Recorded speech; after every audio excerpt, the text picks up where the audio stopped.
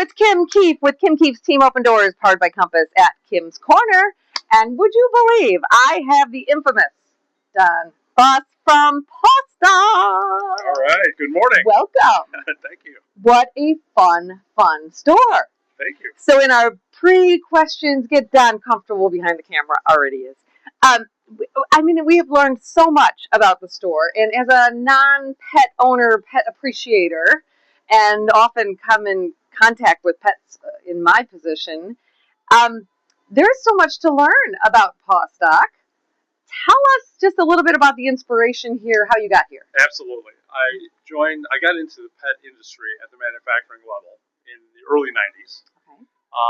And then in 2018, when Woodstock Farm and Lawn closed, I thought, my goodness, we need to have a pet store in Woodstock. Right.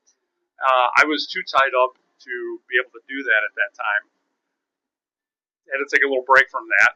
And about the time I was ready to start looking at buildings and that sort of thing, we had another franchise pet store open up in town. We did.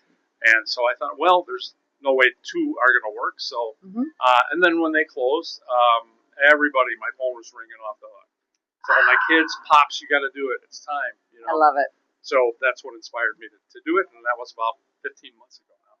Wow. So let me just say, wow, you have filled this store and the information. And so our little model dog, Senna, who will join us later, she has a liking to a certain type of food and not like a food. Tell us about what you just did. You took her current food and just kind of analyzed. I asked her, what are you feeding? And typically we think we're feeding something good. And many times we're not, because we're trained to look at the front of the bags, but nobody teaches us how to read the back. It was a pretty picture on the bag, I saw it. Nobody knows what the ingredients really mean. Okay. And so we just help families simply, kind of decipher what is going on back there in the back of the panel. Okay. And so what I noticed is that, everybody spends a fair amount of money on dog food, it seems like. If you have a bunch of dog food and you're thinking about introducing a new dog food, what do you do? Can you mix it up? How do you do that? Easily. We have transition. What we like to do is find out what you're feeding now. And by the way, our whole objective here is to get better quality food for less money. And we typically do that. And foods are very expensive. Right.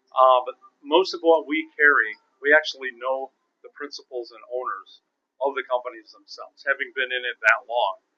So we get all of the great deals. We pass those along.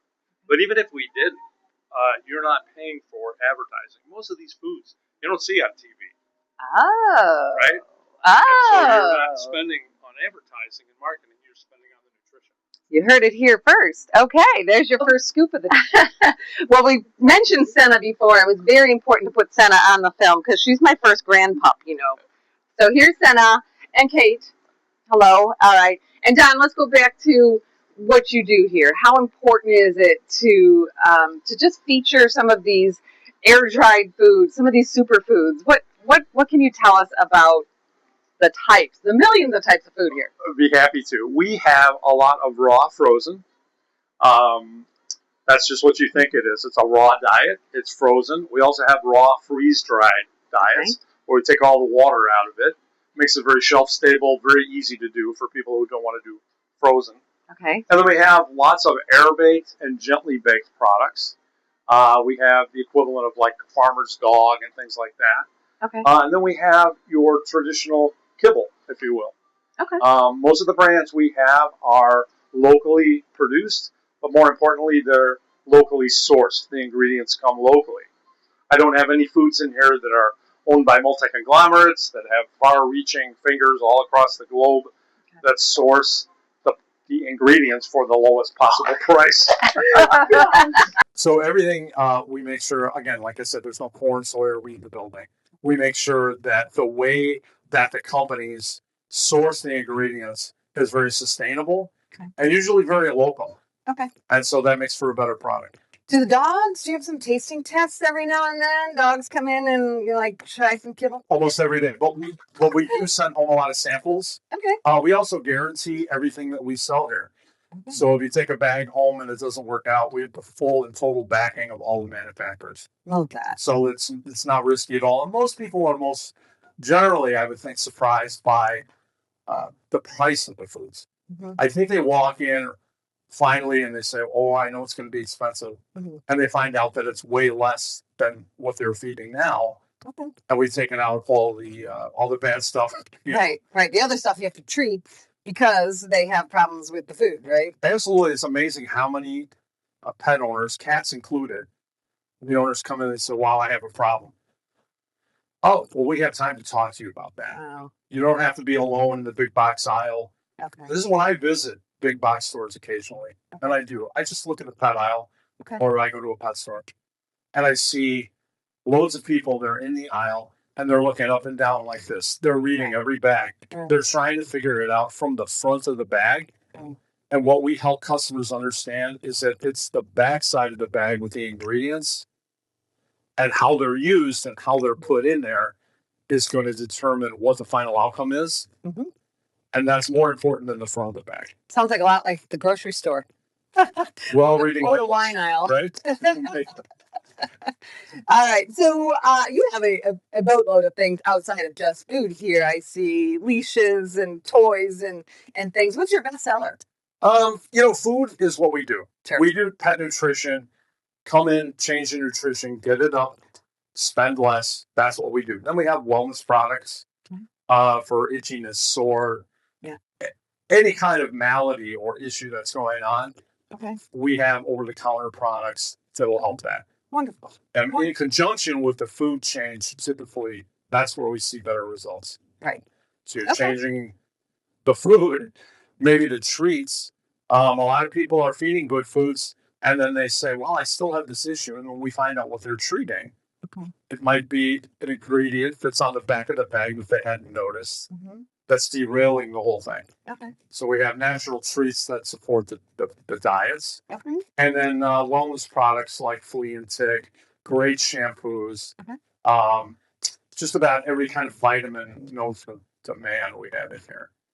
That'll help fix the issue. You mentioned cats. Do you have food for other little flawed creatures? We do. We should go over to the cat aisle. Oh, let's go to the cat aisle. Sounds good. All right. All right, well, we made it to the cat aisle. We're in the cat aisle. This is a fun aisle. It is. I love it. Tell me, what do we have going on here? All right, all sorts of dry food and wet food. Canned pouches are very popular. Lots of treats.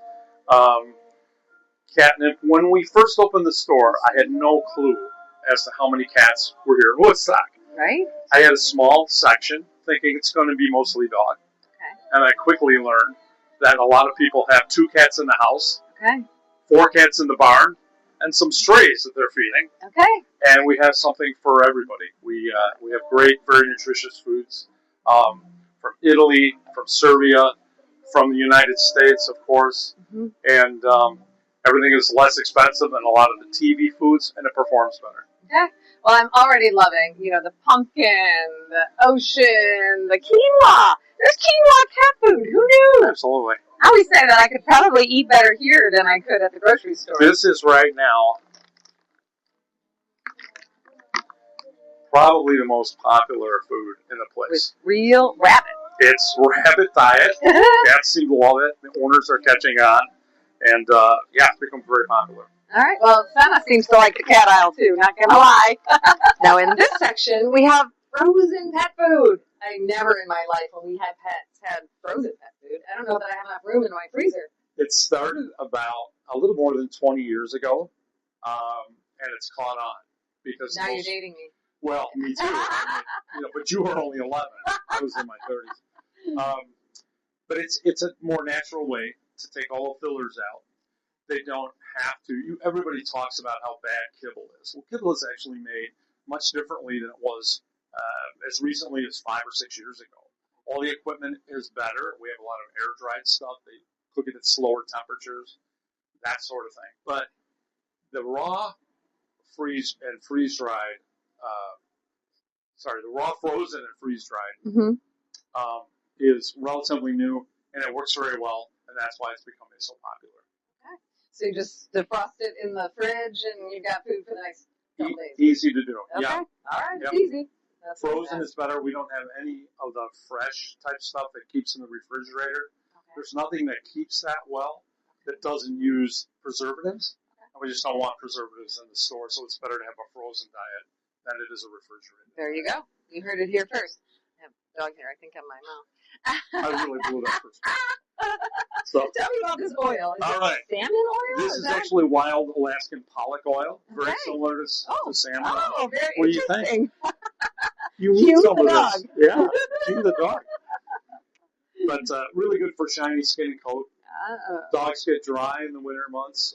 We turn on the heat at home. We don't really think about it. Right. Maybe they're not getting enough linoleic acid and oils Okay. in their foods. And so this is a little helper. So this goes on the food or on the coat? On the food. Okay, on the food. We have other things for on the coat. Okay, all This right. goes in the diet. Okay, just trying to, get up to speed in case I have to babysit. And then behind us, we have this huge, beautiful collection of natural parts, it looks like. Yes, I'm not going to read them off, but you can come in here. Senna's been sniffing them out. She has a favorite on the lower level. But this is beautiful. These also local-ish or brought in? Local-ish and Okay. very digestible. Everything, collagen is very good for the skin and coat. We have a lot of collagen products here. People always ask for bully sticks and things like that. But, Okay. But we have a lot of chew devices in the store. Okay. But these are all very healthy and completely digestible. All right. That's amazing. I just love the store. I might just come back without a pet. Yeah. Also, let's just touch on this one last subject. Route 47 is about to undergo a little bit of transition, let's say. Yes. Beautification, eventually. How are you preparing for that? Well, we have been monitoring that situation since before I opened the doors, obviously. Okay. But we have free home delivery Oh. in about a 15-mile radius. Oh. And we already have more than 50 families that are on that. Okay. They were on Chewy or Amazon. Some of the complaints I heard from the Amazon buyers were, I'm getting my product and it's very short dated. It's almost ready to expire. Oh, okay. Right. We had a lot of that. Okay.